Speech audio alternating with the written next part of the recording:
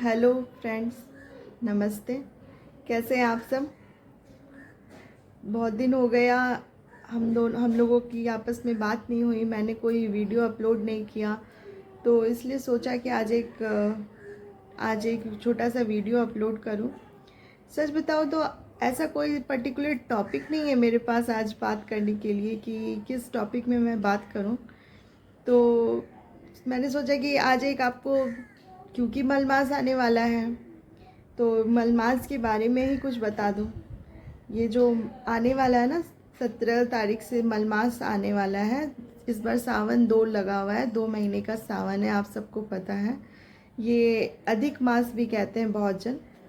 ये 3 साल में एक बार आता है। हर बार कोई ना कोई अलग अलग महीने का होता है। इस बार सावन का है। 17 तारीख से ये अधिक मास शुरू होने वाला है। ये 1 महीना रहेगा। और फिर सावन, देखिए 2 महीने का सावन है, तो कौन सा अधिक मास वाला है और कौन सा नॉर्मल वाला सावन है, आप सब सोचते होंगे।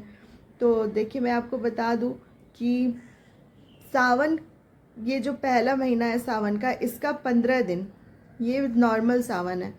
उसके बाद ये जो पीछे का जो 15 दिन है, और दूसरे महीने के सावन का शुरुआत वाला 15 दिन, ये जो बीच का लास्ट का महीने का 15 दिन और नेक्स्ट महीने का स्टार्टिंग वाला 15 दिन, ये दोनों मिलाकर 1 महीने का अधिक मास है। और फिर उसके बाद पीछे के 15 दिन नेक्स्ट मंथ के सावन के, वो नॉर्मल सावन है। मतलब अधिक मास कभी भी किसी महीने का लगता है तो वो हमेशा बीच में 1 महीना होता है, ठीक है। और आगे और पीछे के फिर 15-15 दिन वो नॉर्मल उस महीने के गिनती में आते हैं। तो सावन में इस 17 तारीख से अधिक मास शुरू होने वाला है। बहुत जन इसे मलमास कहते हैं, बहुत जन इसे अधिक मास कहते हैं। इसका एक और नाम है पुरुषोत्तम महीना, पुरुषोत्तम मास, पुरुषोत्तम महीना। ये पुरुषोत्तम मास कैसे नाम पड़ा इसका, इसके बारे में आगे हम डिस्कस करेंगे। और साथ ही साथ मैं आपको एक और चीज़ कहना चाहूँगी कि मतलब ये एक बहुत बड़ा मिथ है कि मलमास में कोई भी अच्छे काम नहीं करते।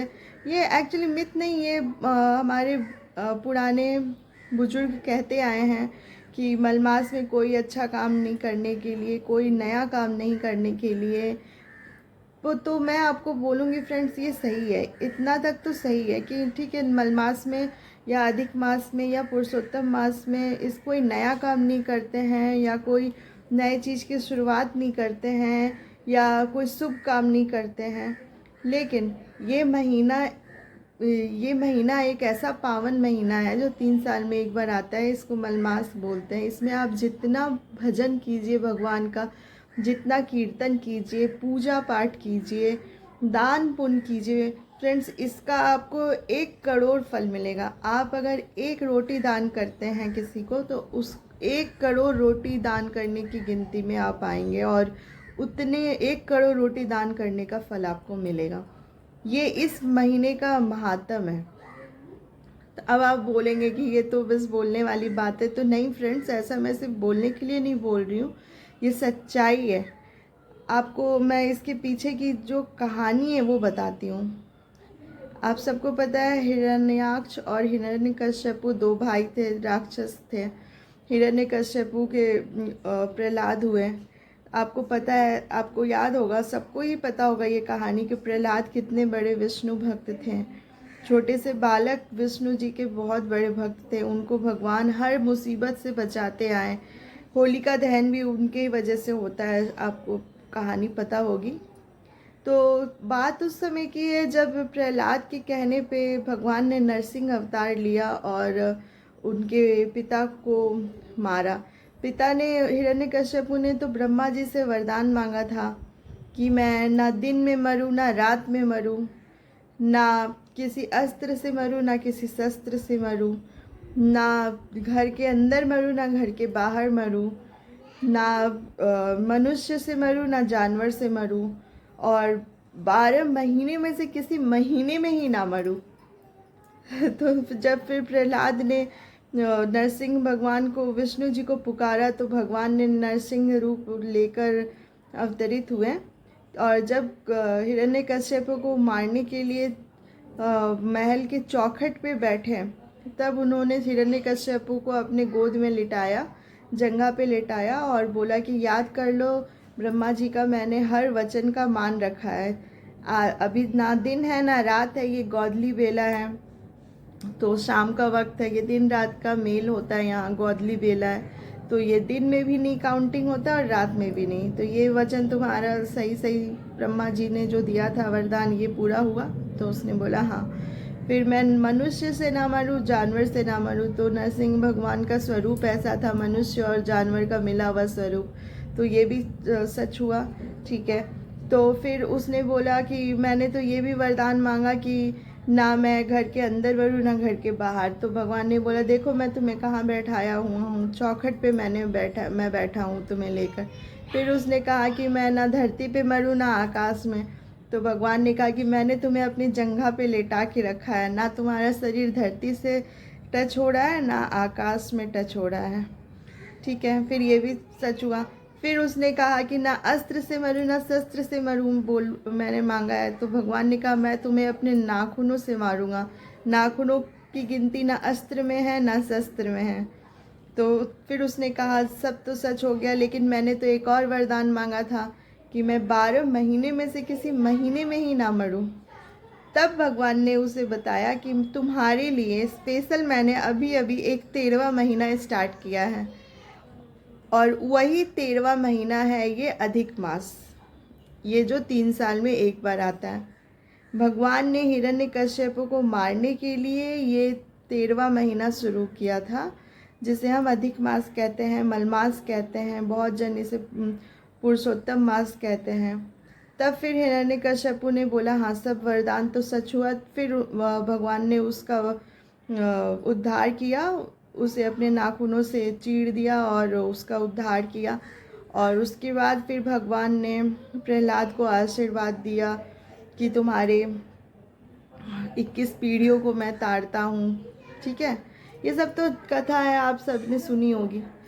लेकिन जब ये सब कहानी हो गया, जब हिरण्यकश्यपु का वध हो गया, सब कुछ हो गया, फिर अब जब भगवान अपने लोक को जाने लगे, तब ये जो मलमास था, जो महीना भगवान ने बनाया, वो रोने लगा। उसने बोला कि भगवान आपने मुझे बना तो दिया, पर मेरे महीने में तो कोई शुभ काम होगा नहीं। हर महीने में कुछ ना कुछ एक शुभ काम होता है, कुछ ना कुछ रहता है। मेरे महीने में तो आपने एक राक्षस का वध किया, मेरे महीने में तो कुछ वैसा है नहीं। आपने मुझे बना तो दिया, अब मैं क्या करूँगा? कोई मुझे पूछेगा नहीं, कोई मुझे मतलब मानेगा नहीं, पूजेगा नहीं। तब भगवान ने इस मलमास को वरदान दिया है, और भगवान ने बोला कि चलो तुम्हारे महीने में कोई शुभ काम ना हो, कोई नया काम ना हो, कोई भी अच्छा काम ना हो, ये सब ठीक है, लेकिन मैं तुम्हें वरदान देता हूँ कि तुम्हारे महीने में जितना ज़्यादा से ज़्यादा मेरा नाम, मेरा भजन, मेरा कीर्तन, मेरी पूजा होगी, मैं उसे उस व्यक्ति को 1 करोड़ गुना फल दूंगा। भगवान ने बोला है कि मेरे तुम्हारे इस महीने में मलमास में जितना कोई भी दान पुण्य करेगा, उसके 1 करोड़ दान का फल मिलेगा उसे। तो ये है महात्म मलमास का, और इसीलिए भगवान ने उसे खुद अपना नाम दिया, पुरुषोत्तम। पुरुषोत्तम आपको पता होगा, ये भगवान विष्णु का नाम है, उन्हें पुरुषोत्तम भी बुलाया जाता है। तो भगवान ने अपना ये नाम इस महीने को दिया, इसीलिए इसे पुरुषोत्तम मास भी कहते हैं। तो फ्रेंड्स, ये एक छोटी सी जानकारी थी जो मुझे पता थी, जो भागवत में भी, भागवत की कथा जो कहते हैं उन लोगों के मुंह से भी मैंने सुना है। भागवत का कथा कहते वक्त मैंने उनके मुंह से भी सुना है ये एक छोटी सी कहानी।